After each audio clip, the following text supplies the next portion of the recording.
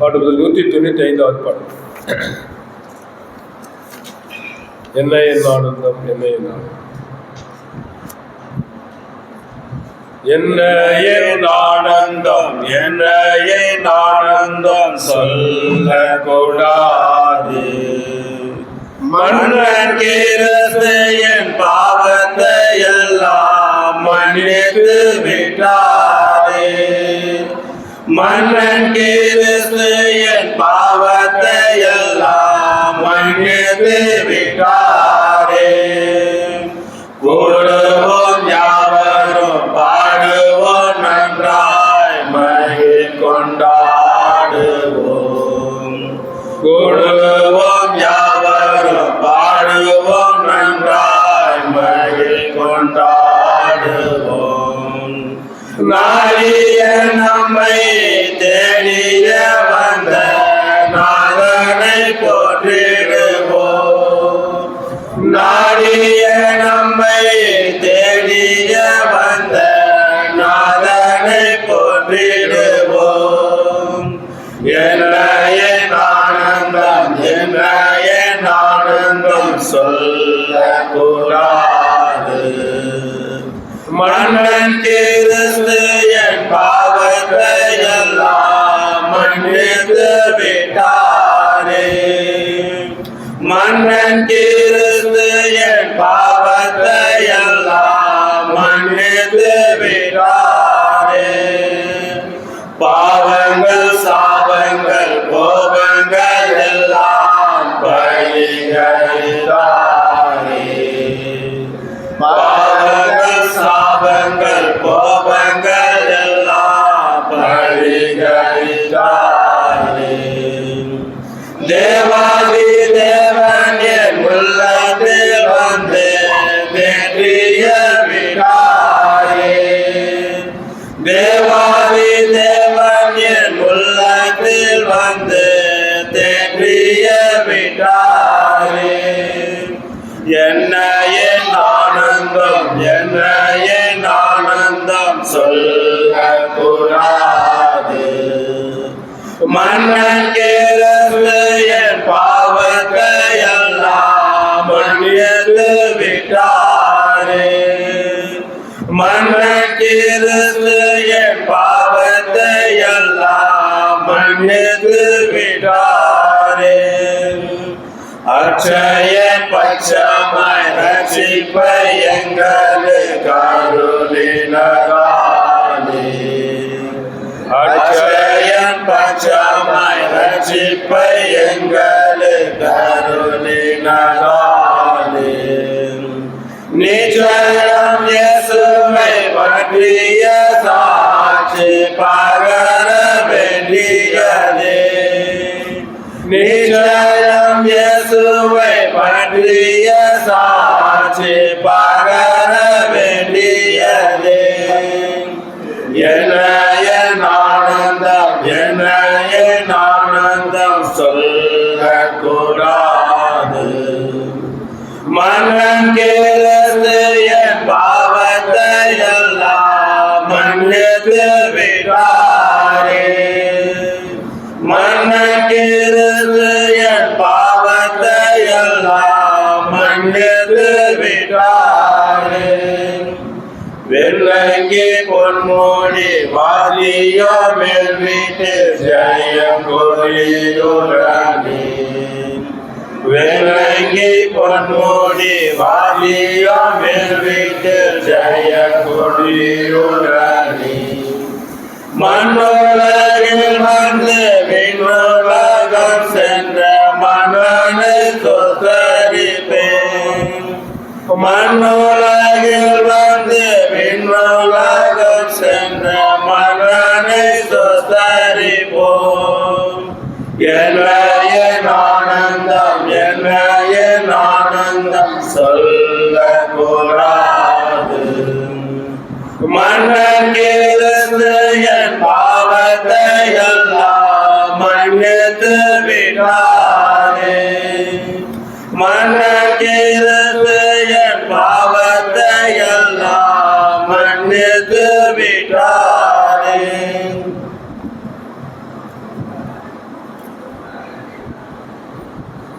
பிரியமானவர்களே, இந்த அருமையான நாளிலும் நாம் கர்த்தருடைய சமூகத்தில் ஒருபடியான கிருபையை கர்த்தர் நமக்கு கொடுத்திருக்கிறார். ஆகவே இங்கே சின்னப்பட்டிலிருந்தும் ராஜபுரத்திலிருந்தும் வந்திருக்கூடிய சபையிலிருந்து வந்திருக்கூடிய அருமையான கர்த்தருடைய பிள்ளைகளே, இந்த நாளுடைய எல்லா விதமான தொடர்புடைய எல்லா விதமான நிலைமைகளும் ஊழியத்திலும் சபையின் சார்பாக உங்களை அன்போடு கூட வரவேற்கிறோம். இப்போது நாம் ஜெபித்து ஒரு ஜெப செய்தி இங்கே இருக்கும். சகோதரர்கள் செய்தி கொண்டு வருவார்கள். அது 11 மணி வரைக்குள்ளாக அது முடியும். அதுக்கு பிறகு நாம் 12-30 மணி வரைக்கும் நாம் ஜெபத்திலே நாம் கருத்திருப்போம். உலகமான நெல்வேலின் பிரச்சனைகளுடைய நிலைகளுக்காகவும் ஊழியர்களுக்காகவும் சுகவீனமாக இருக்கக்கூடிய நிலைகளுக்காகவும் விசுவாச குடும்பங்களுடைய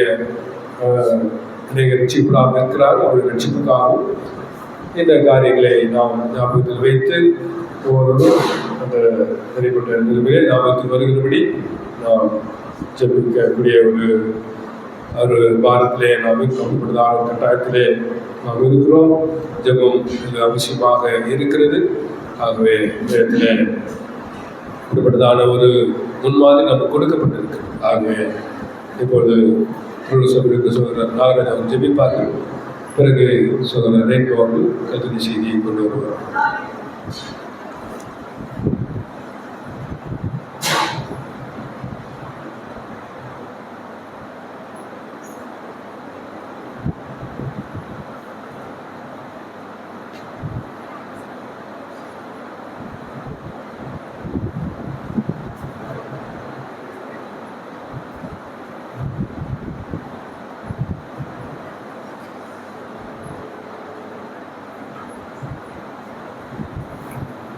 நாம் ஜெபம் செய்வோம். எங்களோட மகா இருக்கவங்களை கர்த்தாவே இந்த அருமையான நேரத்துக்காக கர்த்தாவே சுதந்திரத்தோடும் இந்த நேரத்தில் நம்ம சமூகத்தில் வந்து இந்த ஜெப செய்தியை நாங்கள் கேட்க முடியாத ஆண்டவரை நீர் கூட்டி சேர்த்திருக்கிறேன். அதனால் வசந்த கொண்ட சகோதரருக்கு வாக்கு வல்லமை வேகம் எல்லாவற்றையும் தந்து எங்களுக்கு ஏற்ற செய்தி பண்ணுவது தந்து ஆசீர்வதிப்பணமாக செய்யப்படாது. இந்த கூட்டம் வேறு துரிதமாக கொண்டு வாங்க. ஆரம்பத்தில் முடிவெளிப்பட்ட கிருபை தயவு தேவ உற்சாகத்தை தந்து நீர் ஆண்டு கொள்வனமாக சாதிக்கும் உதவி செய்ய மாட்டோம். ஜபத்தினால கத்தோடி பிள்ளைகள் அநேக காரியங்களை வென்று இருக்கிறார். அதனால் அதே காரியத்தை நாங்களும் வந்து வெள்ளத்தட்டதாக எங்களுக்கு அந்த ஜப சிந்தையை நீ ஆயுதமாக தெரிந்து கொண்டு நாங்கள் கீழ்ப்படியாக கட்டமைக்கிறதாக குறைவே நிறைவாக ஆரம்பத்தில் முடிவரைக்கும் இந்த கிருபை தயவு தேவ உற்சாகத்தை தந்து இது மூலமாக ஒரு ஆசீர்வாதம் சபையாக இருக்கிற வியாதியாக பலவீனமாக இருக்கிற எல்லா கத்தோடி பிள்ளைகளுக்கும் ஒரு மாற்றத்தை தாரும். ஆண்டு கொள்ளும் உதவி செய்யும். அன்றையும் நன்மை செய்யும். நீர் ஒருவர் தான் இதை செய்ய முடியும். எல்லா காரியம் ஆண்டவராக இயேசு கிறிஸ்து நாமத்தினாலே தாழ்வுடன் என்பதற்கு பகவதாக ஆகும்.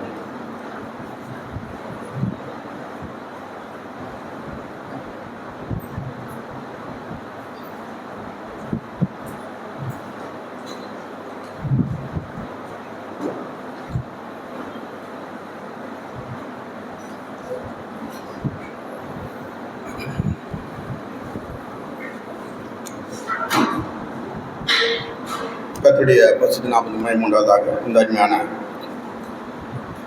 அரசு விடுமுறை நாளில் நாம் கர்த்தருடைய சமூகத்தில் தரித்திருந்து ஆண்டுடைய நாமத்திலே நாம் ஜெபம் பண்ணி கர்த்தரிலிருந்து ஆசீர்வாதத்தை பெற்றுக்கொள்ளும் முடியான கிருபையை ஆண்டவர் நமக்கு இந்த நாளை கூட்டி கொடுத்ததுக்காக கர்த்தருக்கு நாம் நன்றி செலுத்துவோம். ஒரு துதிப்போம்.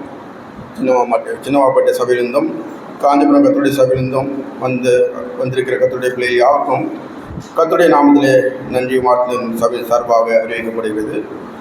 இந்த வசனம் அங்கிள் நாகராஜன் தான் கொடுக்கறதுக்கு இருந்தாங்க. உடம்பு முடியலனால அவருக்கு எடுக்க சொல்லிட்டாங்க. அங்கிள் கொடுத்தா கொஞ்சம் நல்லா கொடுத்துருப்பாங்க.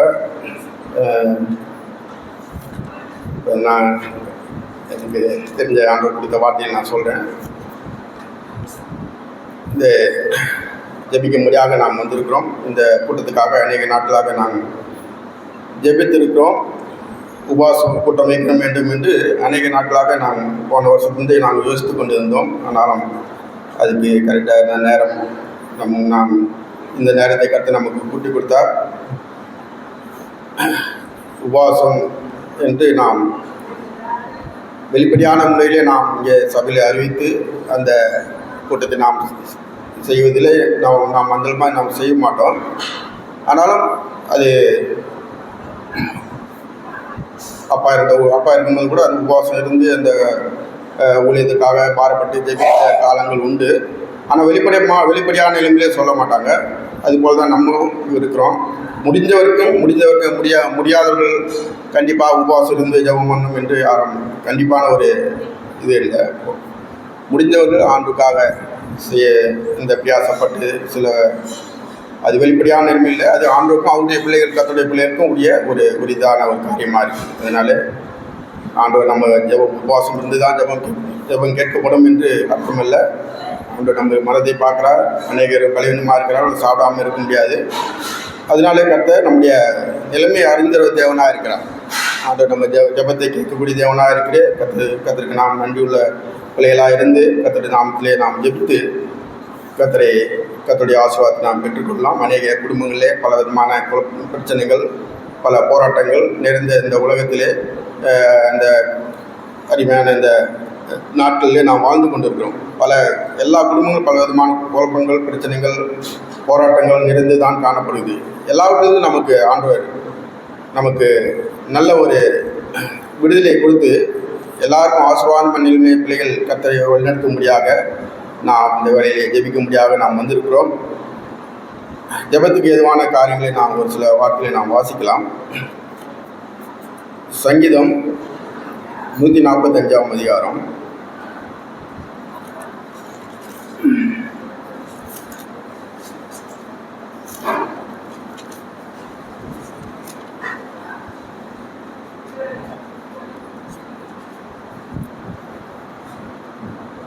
18-19 வசனம்.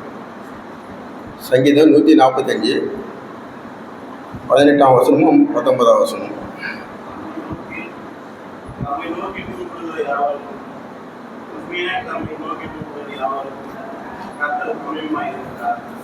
அவர் தமக்கு பயந்தவருடைய விருப்பத்தின்படி செய்து அவர்கள் கூப்பிடுதலை கேட்டு அவர்களை ரசிக்கிறார். இங்கே தமக்கு பயந்தவருடைய விருப்பத்தின்படி செய்து அவர்கள் கூப்பிடுதலை கேட்டு அவர்களை ரட்சிக்கிறார்.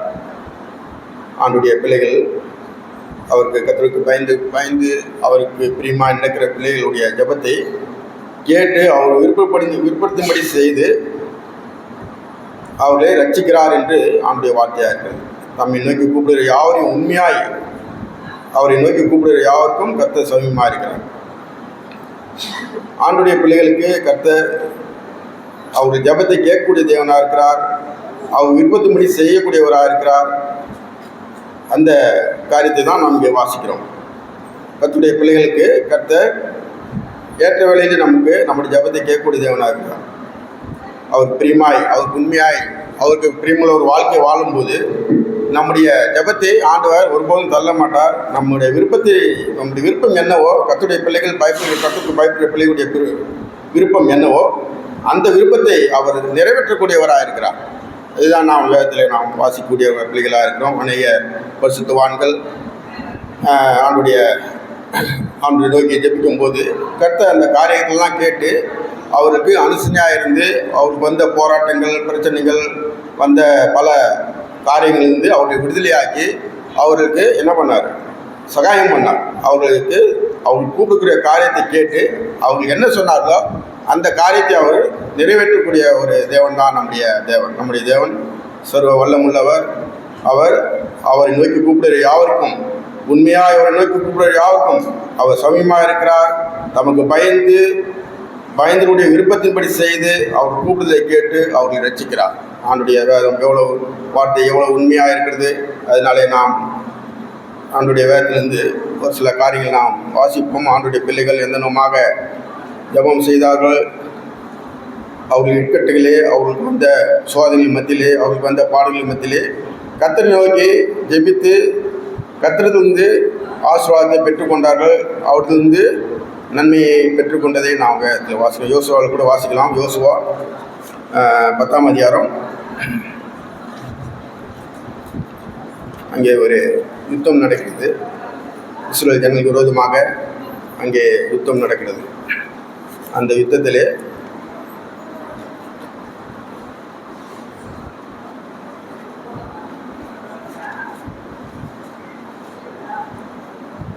யோசுவா 10ஆம் அதிகாரம்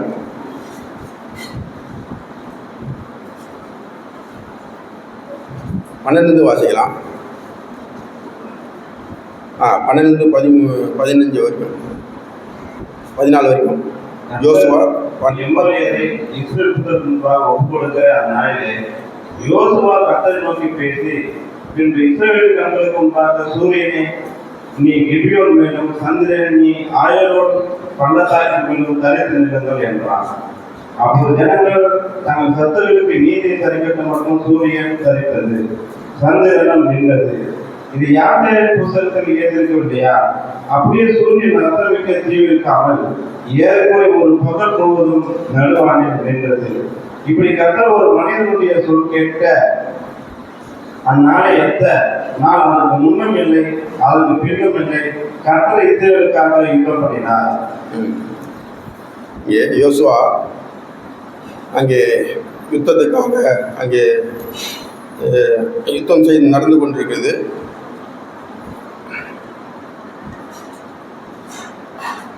அதாவது நிறைய அதாவது எமோரியர்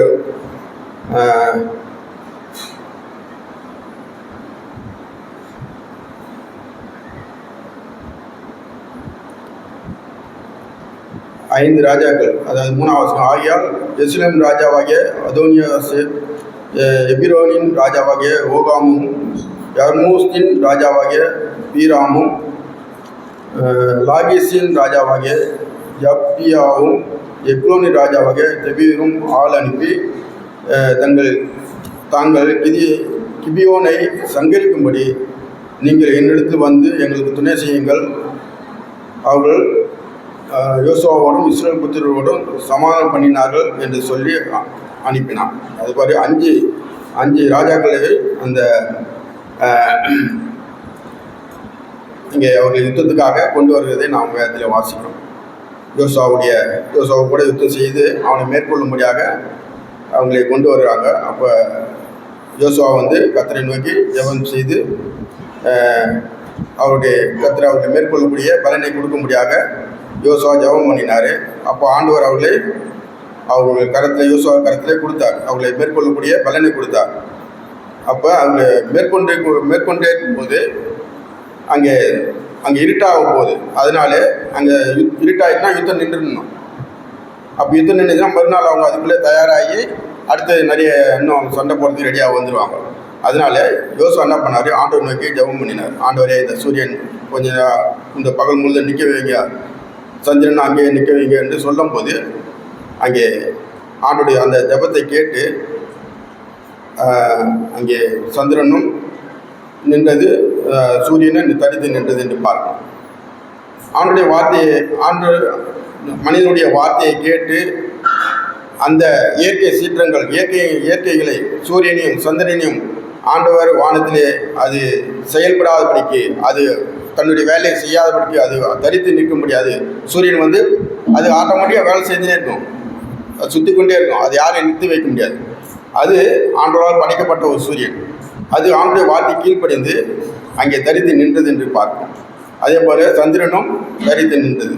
அப்போ ஆண்டுடைய பிள்ளைகளுடைய ஜெபத்தை கேட்டு ஆண்டவர் எவ்வளோ ஒரு ஆச்சரியமான காரியங்களை, நம்மளால் முடியாத காரியங்களை இயற்கையிலே யாராலும் கட்டுப்படுத்த முடியாது, அது ஆண்டவரால் உண்டாக்கப்பட்ட ஒரு பொருளாக இருந்தாலும் ஆண்டுடைய வார்த்தைக்கு கீழ்ப்படிந்து அங்கே யோசுவாவும் இஸ்ரவேல் ஜனங்களும் அந்த எமோரியர் புத்திரர்களை அங்கே எமோரியரை மேற்கொள்கிற வரைக்கும், அவர்களை ஒருவரும் விடாமல் அவர்களை தடுத்து பிடித்து அவர்களை கொன்று போகிற வரைக்கும் அங்கே சூரியன் அந்த இடத்துக்கு இருந்தது. அவங்களுக்கு வெளிச்சமாக இருந்தது, அங்கே இருட்டு வரவில்லை.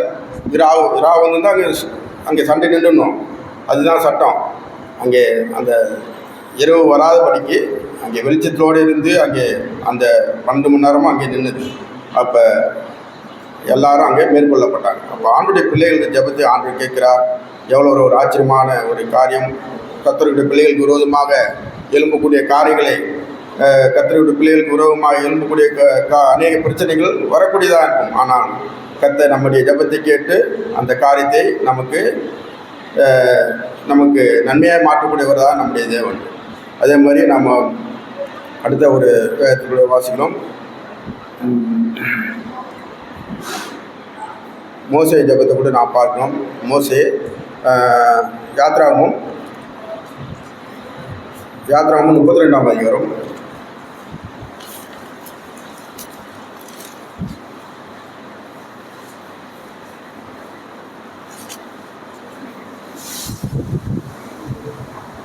இங்கே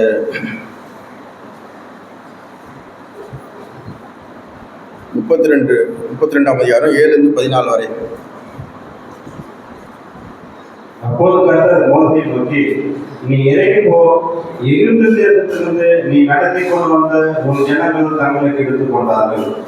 அவர்களுக்கு நான் விதித்த வழியை அவர்கள் சீக்கிரமாய் விட்டு விளைந்தார்கள். அவர்கள் தங்களுக்கு ஒரு கன்றுக்குட்டியை வார்ப்பித்து அதை பணிந்து கொண்டு அதற்கு பலியிட்டு, இஸ்ரவேலரே, உங்களை எகிப்து தேசத்திலிருந்து அழைத்து கொண்டு வந்த உங்கள் தெய்வங்கள் இவைகளே என்று சொன்னார்கள் என்றார். பின்னும் கர்த்தர் மோசேயை நோக்கி, இந்த ஜனங்களை பார்த்து, இவர்கள் மனதாக கழுத்துள்ள ஜனங்கள் ஆகையால் என் கோபம் இவர்கள் மேல் மூடவும் நான் இவர்களை அழித்து போடவும் நீ என்னை விட்டுவிடு, உன்னை பெரிய ஜாதி ஆக்குவேன் என்றார். மோசே தேவனாகிய கர்த்தரை நோக்கி, கர்த்தாவே, தேவனின் மகா பலத்தினாலும் வல்லமையுள்ள கையினாலும் எகிப்து தேசத்திலிருந்து புறப்படப்படின உங்களுடைய ஜனங்களுக்கு விரோதமாக உங்களுடைய கோபம் பற்றி எறிவது என்ன? மலைகளே, அவர்களை கொன்று போடவும், பூமியை இராதபடிக்கு அவர்களை நிர்மூலமாக்கவும், அவர்களுக்கு தீங்கு செய்ய பொருட்டு அவர்களை புறப்பட பண்ணினார் என்று எகிப்தியர் சொல்லுவானே. உம்முடைய கோபத்தின் உத்தரத்தை விட்டு திரும்பி உமது ஜனங்களுக்கு தீங்கு செய்யாதபடிக்கு அவர்கள் மேல் பரிதாபம் கொள்ளும். 14 வரைக்கும். உமது தாசராகிய ஆபிரகாமையும் ஈசாக்கையும் இஸ்ரவேலையும் நினைத்தருளும். உங்கள் சந்ததியை வானத்தின் நட்சத்திரங்களை போலவும் பெருகப்படி நான் சொன்ன இந்த தேசம் முழுவதும் உங்கள் சந்ததியார் எங்களையும் சுதந்திரத்துக் கொண்டுபடிக்கு அவர்களுக்கு கொடுப்பேன் என்று உண்மை கொண்டே அவர்களுக்கு ஆணையிட்டு சொன்னீரே என்று கெஞ்சி பிரார்த்தித்தார். அப்போது கர்த்தர் தமது ஜனங்களுக்கு செய்ய தீங்கு செய்யாதபடிக்கு பரிதாபம் கொண்டார்.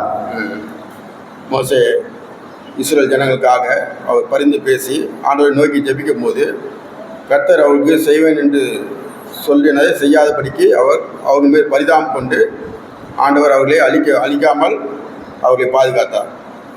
எவ்வளோ ஒரு ஆச்சரியமான ஒரு காரியம். இஸ்ரவேல் ஜனங்கள் கர்த்தர் ஆண்டவர்களே அற்புதமாகவும் அடையாளமாகவும் ஆச்சரியமாகவும் அவர்களை ஓங்கிய புயத்தினாலும் அவர் வல்லமுள்ள கருத்தினாலும் அவர்களை எகிப்தினுடைய அடிமைத்தனத்திலிருந்து அவர்களை கொண்டு வந்தார்.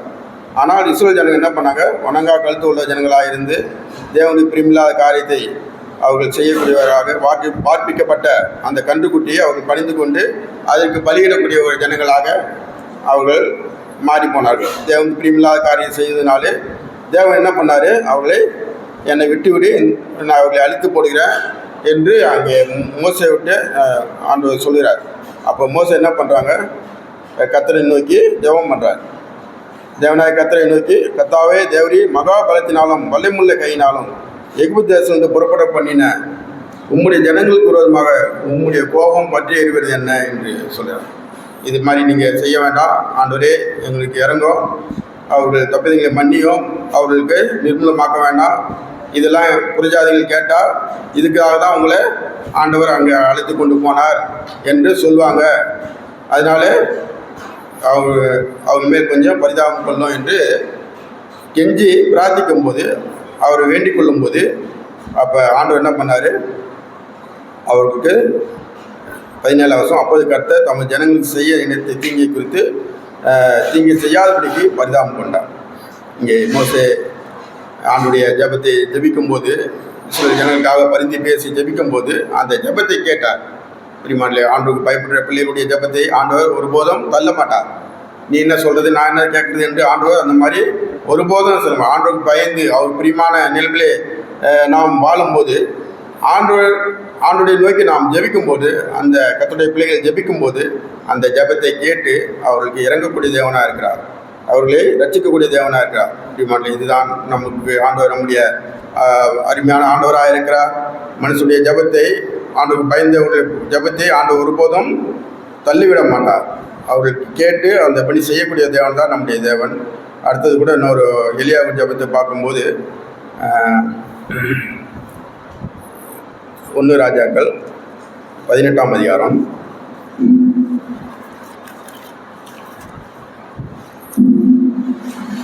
அது எல்லாருக்கும் தெரிஞ்ச ஒரு சம்பவம்.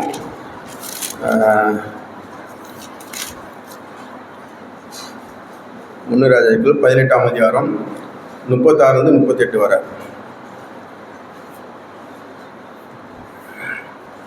அந்திமலும் சிறந்த நேரத்தில் தெரிந்த எலியா வந்து, ஆபிரகாமுக்கும் ஈசாக்குக்கும் யாக்கோபுக்கும் தேவனாகிய கர்த்தாவே, இஸ்ரவேலிலே நீர் தேவன் என்றும் நான் உன்னுடைய ஊழியக்காரன் என்றும் நான் இந்த காரியங்களெல்லாம் உன்னுடைய வார்த்தைப்படி செய்வேன் என்றும் இன்றைக்கு விளக்கப்படணும்.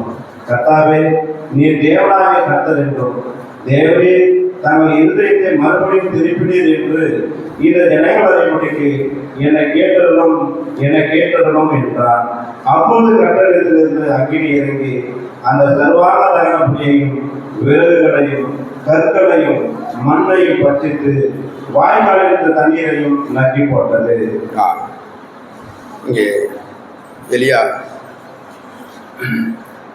எலியாவுடைய ஜெபத்தை நாம் பார்க்கிறோம். எலியா வந்து கர்த்தரை நோக்கி ஜெபித்து அந்த பலிபீடத்தை அக்கினியை இறக்கி இந்த சர்வாங்க தகன பலிகளை விரைவிலையும் நீ அங்கீகரித்து கொள்ளும் என்று அங்கே சொன்னபோது கர்த்தர் ஜெபத்தை கேட்டு அங்கே அக்கினியை இறக்கி அந்த பலிபீடத்தையும் விறகுகளையும் அந்த தண்ணி எல்லாவற்றையும் அந்த அக்கினி வந்து பட்சித்து போட்டது, எல்லாவற்றையும் நக்கி போட்டது சுத்தமாக ஒன்றுமே இல்லை. அந்தளவுக்கு ஆண்டவர் அற்புதமான காரியங்களை செய்தார். ஆனால் அங்கே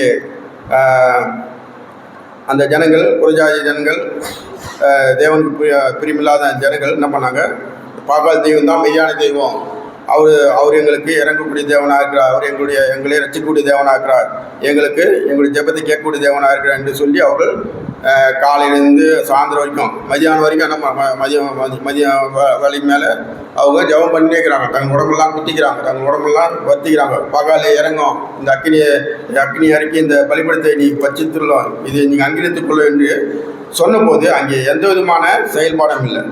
அப்போ அங்கே அவர்கள் அதிகமாக கஷ்டப்படுறாங்க, தங்களெல்லாம் உடம்பெல்லாம் குத்திக்கிறாங்க, தங்களை வருத்தப்படுத்திக் கொள்கிறாங்க, ஈட்டினாலும் தங்களை குத்திக்கிறாங்க. அப்போ அங்கே எந்த செயல்பாடும் அங்கே அவர்களுக்கு நடக்கவில்லை.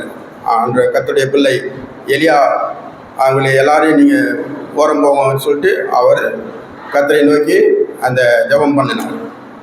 அப்போ தண்ணீரெல்லாம் அந்த பலிபீடத்தில் ஊற்றுங்க, வாய்க்காலில் கட்டுங்க, தண்ணியை ஊற்றுங்க என்று பரிபூர்ணமாக அங்கே தண்ணியை ஊற்றி எந்த விதமான ஒரு நெருப்பும் இல்லாத அந்த நெருப்பு இல்லாத ஒரு நிலைமையில் எந்த சூழ்நிலையும் அங்கே நெருப்பு இல்லாமல் இருக்கும்போது கர்த்தரை நோக்கி, ஆண்டவரே எங்களுக்கு இறங்கும், இந்த ஜனங்களுக்கு முன்பாக நீ தெய்வம் என்பதை சுஷ்டாந்தப்படுத்தும் என்று எலியா கர்த்தரை நோக்கி ஜெபித்த போது, நீ யாக்கோபின் தேவன், எலியாவின் தேவன், ஆபிரகாமின் தேவன், ஈசாக்கின் தேவன், உம்மை நம்பியிருக்கிறோம், நீ எங்களுக்கு இறங்கும், என்னுடைய ஜெபத்தை கேளும் என்று அங்கே சொன்னபோது கர்த்தர் ஜெபத்தை கேட்டு என்ன பண்ணார், வானத்திலிருந்து அக்கினியை இறக்கி அந்த சர்வாங்க தகனபலியையும் விறகுகளையும் கற்களையும் மண்ணையும் பட்சித்து வாய்க்கால் இந்த தண்ணீரையும் நக்கி போட்டது என்று சொல்லப்படுது.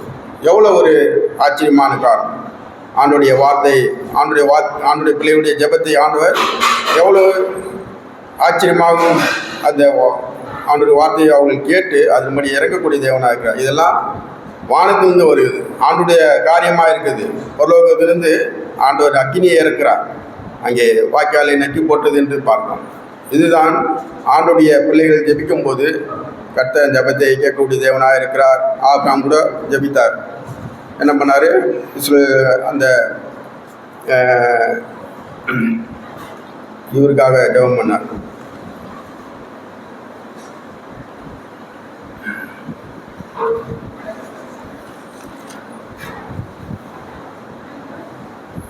ஆதியாகமம் 18ஆம் அதிகாரம். ஆதியாகமம் 18ஆம் அதிகாரம். அங்கே சோதோம் குமராவை வந்து அழிக்கும்படியாக கர்த்தர் அவருடைய அக்கிரமத்தை பார்த்து அழிக்க போகிறேன், அவருடைய கூக்குரல் என் சந்நிதி வந்து எட்டுது என்று சொல்லி அங்கே மோசே அந்த ஆபிரகாம் சொல்கிறார். ஆபிரகாம் சொல்லி அந்த காரியத்தை நான் நிறைவேற்ற போகிறேன் என்று சொல்லும்போது அப்புறம் ஆபிரகாம் அவங்களுக்காக மன்றாடுகிறார்.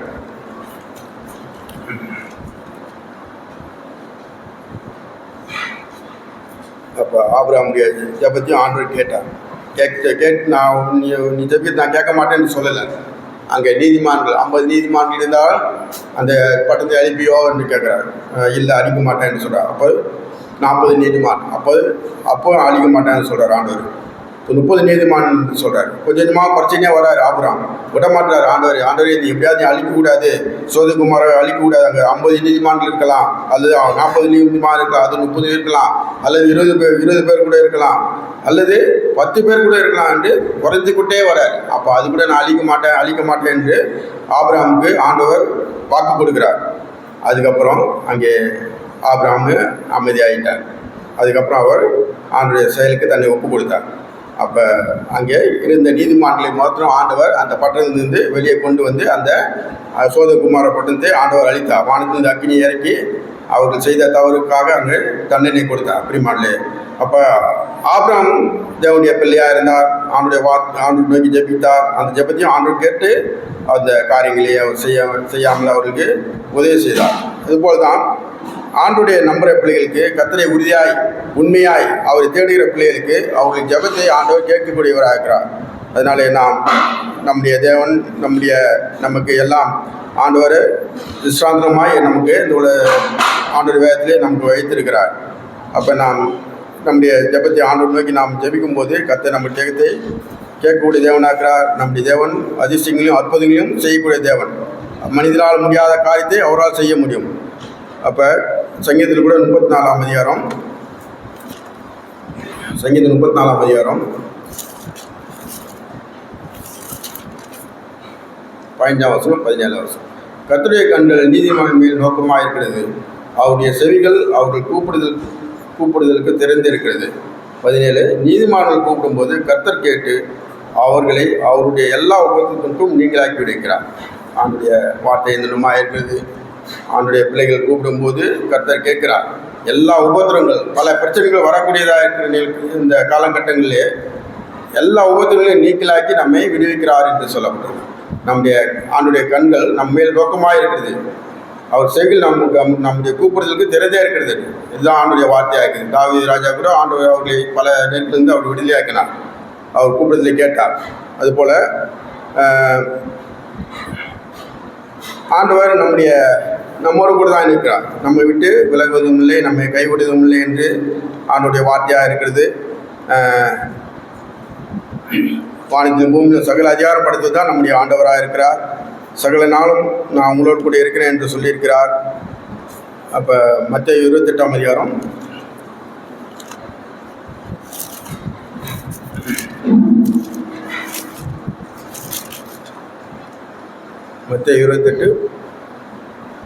28:20 வசனம் வாசிக்கிறேன். அப்போது இயேசு சமயத்தில் வந்து அவர்களை நோக்கி, வானத்திலும் பூமியிலும் சகல அதிகாரம் எனக்கு கொடுக்கப்பட்டிருக்குது என்று சொல்லுகிறார். 20ஆம் வசனம், நான் உங்களுக்கு கட்டளையிட்ட யாவும் நீங்கள் கை கொள்ளும்படி அவருக்கு உபதேசம் பண்ணுங்கள். இதோ உலகத்தின் முடிவு பரிந்தும் சகல நாட்களும் நான் உங்களோடு கூட இருக்கிறேன் என்று சொல்லுங்கள். ஆண்டுடைய வார்த்தை நமக்கு ஆறுதலாக இருக்கிறது. அவர் வானத்திலும் பூமியிலும் சகல அதிகாரம் படைத்தவர். அவருக்கு மேலான அதிகாரம் யார்கிட்ட இல்லை. அவர் வானங்களின் சத்துக்களை அசைக்கக்கூடிய தேவன். அவர் வானத்தில் உள்ள எல்லாம் அவர் சொல்படி செய்யும். அதுதான் நாம் வேதத்தில் வாசித்தோம்.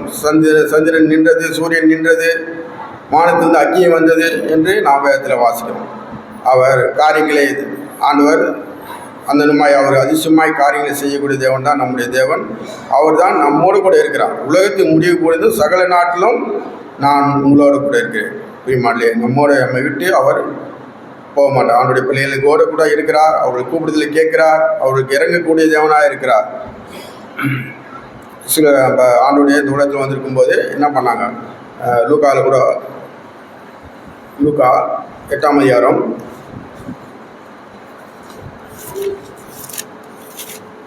லூக்கா 8ஆம் அதிகாரம் 22. பின்பு ஒரு நாள் அவர் தமது சீசரோடு கூட படவில் ஏறி கடலில் அக்கறைக்கு போவோம் வாருங்கள் என்றார். அப்படியே புறப்பட்டு போனார்கள். படகு ஓடுகையில் அவர் நித்திரையாக இருந்தார். அப்போது கடலிலே சுழல் காற்று உண்டானதால் அவர்கள் மோசமடையத்தக்கதாய் படகு ஜலத்தினால் நெறிந்தது. அவர்கள் அவரிடத்தில் வந்து, ஐயரே ஐயரே, மடிந்து போகிறோம் என்று அவரை எழுப்பினார்கள். அவர் எழுந்து காற்றையும் ஜலத்தின் கொந்தளிப்பையும் அதட்டினார். உடனே அவைகள் நின்று போய் அமைதல் உண்டாயிற்று. அவர் அவரை நோக்கி, உங்கள் விசுவாசம் எங்கே என்றார். அவர்கள் பயந்து ஆச்சரியப்பட்டு, இவர் யாரோ காற்றுக்கும் ஜலத்துக்கும் கட்டளையிடுகிறார், அவைகளும் இவருக்கு கீழ்ப்படுகிறது என்று ஒருவரோடொருவர் சொல்லி கொண்டார்கள் என்று ஆண்டுடைய அற்புதமான காரியத்தை பார்க்கிறோம். ஆண்டுடைய சீசரோடு கூட அந்த கடலிலே அக்கறைக்கு போய்கொண்டே இருக்கும்போது நடுக்கடலிலே பலத்த காற்றடிக்குது, பலத்த அங்கே தண்ணி கொந்தளிக்குது. அவருடைய படகு நடுக்கடலில் கவிழ்ந்து போகக்கூடிய நிலைமையிலே அவர்கள் விசேஷங்கள்லாம் பயப்படுறாங்க. அப்போ ஆண்டவரே ஆண்டவரே ஆண்டவரே, நாங்கள் மடிந்து போகிறோமே, என்ன செய்வது தெரியல என்று அவங்க பயந்து அலறுறாங்க. அப்போ ஆண்டவர் அவர் காற்றையும் கடலையும் அதட்டினார். அவரால் படைக்கப்பட்ட அந்த சத்துவங்கள் உடனே கீழ்ப்படிது, உடனே அமைதல் உண்டாயிற்று என்று பாருங்கள். அப்போ ஆண்டவர், நீங்கள் உங்கள் விசுவாசம் எங்கே என்று அவர்களை கேட்டு, அப்போ அவங்க பயந்து இவர் காற்றும் கடலுக்கும் கட்டளையிடுகிறாரு, அவைகளும் இவர் கீழ்ப்படுகிறது என்று ஒருவரோடு சொல்லி கொண்டார். இந்த அற்புதமான காரியங்கள் தான் நம்முடைய தேவன் செய்யக்கூடிய தேவனாக இருக்கிறார். அவர் நம்மோடு கூட இருக்கிறார். நம்மோடு கூட இருந்தாலும் நம்முடைய வாழ்க்கையிலே நம்முடைய பிரச்சனைகள், பாடுகள், கஷ்டங்கள், போராட்டங்கள் நம்முடைய வாழ்க்கையிலே வரக்கூடியதாக இருக்கும். அங்கே சீசர்கள் மத்தியில் ஆண்டவர் இருந்தார். அங்கே பிரச்சனை வந்தது, போராட்டம் வந்தது, மரண பயம் வந்தது, கடல் கொந்தளிக்குது, காற்று அடிக்கிறது, அங்கே படகு கவுந்து போகக்கூடிய நிலைமை காணப்படுது. அப்போ ஆண்டவர் அவங்க கூட தான் இருந்தார். ஆனால் அவங்க ஜனங்கள்லாம் பயப்படுறாங்க, சீசர்கள் பயப்படுறாங்க. அப்போ ஆண்டவர் என்ன பண்ணார், பயப்படாதீங்க, நான் உங்களோட கூட தான் இருக்கிறேன், சகல நாளும் உங்களோட கூட இருக்கிறேன் என்று நம்முடைய ஆண்டவர் நமக்கு வாக்குத்தத்தம் கொடுத்துக்கிறார். அப்போ காற்றையும் கடலையும் அதட்டக்கூடிய தேவன் தான் நம்முடைய தேவன். அவருக்கு அவைகள் எல்லாம் கீழ்ப்படக்கூடியதாக இருக்குது. அப்போ இந்த உலகத்தில் நம்முடைய வாழ்க்கையிலும் பல பிரச்சனைகள் நம்முடைய வாழ்க்கையை நம்மை தேடி வந்தாலும் பயப்பட தேவையில்லை. ஆண்டவர் மேல் விசுவாசம் வைப்போம். ஆண்டவர் என்னோடு கூட இருக்கிறார். அவர் என்னை போராட்டங்களிலிருந்தும் பிரச்சனையிலிருந்தும் என்னை விடுவிக்கக்கூடிய தேவனாக இருக்கிறார். நான் அவரை நோக்கி ஜெபிப்பேன், அவர் எனக்கு இறங்கி என்னை விடுதலையாக்கக்கூடிய தேவனாக இருக்கிறார் என்று நாம் அவர் மேல் விசுவாசம் வைக்கணும். நாம் அவர் நோக்கி ஜெபிப்போம், அவர் நோக்கி முறையிடுவோம். ஆண்டவரே எனக்கு இறங்கும் என்று சொல்லும்போது அங்கே சீசர்களும் ஆண்டவர் நோக்கி ஜெபித்தாங்க, ஆண்டவர் நோக்கி கூப்பிட்டாங்க. ஆண்டவரே எங்களுக்கு இறங்கும் என்று சொன்னபோது ஆண்டவர் எழும்பி காரியங்களை நமக்கு சாதகமாக மாற்றுகிறார். அப்போ நீதிமானுக்கு வரும் துன்பங்கள் அநேகமாக இருக்கும். கர்த்தர் எல்லாவற்றிலிருந்தும் அவனை விடுவிக்க வல்லமுள்ள தேவனாக இருக்கிறார். வேதத்தில் சொல்லப்போது, உலகத்தில் உங்களுக்கு உபத்திரம் உண்டு, ஆனாலும் திடன் கொள்ளுங்கள், நான் உலகத்தை ஜெயித்தேன் என்று சொல்கிறார். உபத்திரங்கள் நம்முடைய உலகத்தில் நாம் வாழ்கிற வரைக்கும் உபத்திரங்கள், பிரச்சனைகள் உண்டு. அதுதான் ஆண்டவர் வார்த்தையாக இருக்குது. ஆனால் நான் உலகத்தை ஜெயித்திருக்கிறேன் என்று ஆண்டவர் நமக்கு திருவுள்ளம் பட்டிருக்கிறார். அவர் தான் நம்மோடு கூட இருக்கிறார். அப்போ ஆண்டவர் மேல் நாம் என்ன செய்யணும், வாஞ்சியாக இருக்கணும், அவர் மேல் உறுதியாக இருக்கணும். நாம் சங்கீதத்தில் கூட நாம் வாசிக்கிறோம். சங்கீதம் டைம் ஆகிடுச்சு. 91ஆம் அதிகாரம் 14-15. அவன் என்னிடத்தில் வாஞ்சியாக இருக்கிறபடியால் அவனை விடுவிப்பேன், என் நாமத்தை அவன் அறிந்திருக்கிறபடியால் அவனை உயர்ந்த அடைக்கலத்தில் வைப்பேன். அவன் என்னை நோக்கி கூப்பிடுவான், நான் அவனுக்கு மறுவத்தில் அருள் செய்வேன். ஆபத்தில் நானே அவனோடு இருந்து அவனை தப்புவித்து அவனை கனப்படுத்துவேன் என்று அவனுடைய வார்த்தை நமக்கு ஆறுதலாக இருக்கிறது. நாம் ஆண்டவர் மேல் வாஞ்சியாக இருக்கும்போது, அவருடைய வாக்குத்தத்தங்கள் மேல் வாஞ்சியாக இருக்கும்போது, அவரோடு கூட நாம் நெருங்கி நாம் சஞ்சரிக்கும் போது பிரிமானிலே நமக்கு நாம் அவரை நோக்கி கூப்பிடும்போது, நமக்கு வரும் உபத்திரங்கள் மத்தியிலே, போராட்டங்கள் மத்தியில் நாம் அவரை நோக்கி கூப்பிடும்போது பிரிமானிலே நமக்கு ஆண்டவர் மருவத்தில் கூட அருளக்கூடிய செய்வன் தான் நம்முடைய தேவன். ஆபத்திலிருந்து நம்மை விடுவிக்கக்கூடிய தேவன், நம்மை கனப்படுத்தக்கூடிய தேவன் தான் நம்முடைய தேவன். பிரிமானிலே இப்படிப்பட்ட தேவன் அவர் சகலத்தையும் படைத்தவர். வானமும் பூமியும் அவருடையதாக இருக்குது. அவருக்கு மேலான காரியம் ஒன்றும் இல்லை. அப்போ நாம் கர்த்தரை நோக்கி நாம் ஜெயிப்போம். கர்த்தரை நோக்கி நம்முடைய காரியங்களை சொல்லுவோம். நம்முடைய நீதிகளே அல்ல. ஆண்டவர் யோபு கூட என்ன பண்ணார்? ஜெபம் பண்ணார். அவர் நீதிமான் தான். அநேக உபத்திரங்கள் அவர் வந்தது, அநேக பிரச்சனைகள் வந்தது. அவர் வாழ்க்கையில் வராத பிரச்சனை எதுவுமே இல்லை, எல்லாமே போய்விட்டது. ஆனால் நான் நீதிமானாக இருந்தால் என் தலையை நான் எடுக்க மாட்டேன், என் கர்த்தரை நோக்கி என் இறக்கத்துக்காக நான் கெஞ்சுவேன் என்று கர்த்தரை நோக்கி அவர் ஜெபிக்கக்கூடிய காரியத்தை நான் பார்க்கலாம். அந்த நிலைமை நான் வாசிக்கலாம். யோபு 9ஆம் அதிகாரம், யோபு 9ஆம் அதிகாரம் 15ஆம் வசனம். நான் நீதிமானாக இருந்தாலும் அவரோடு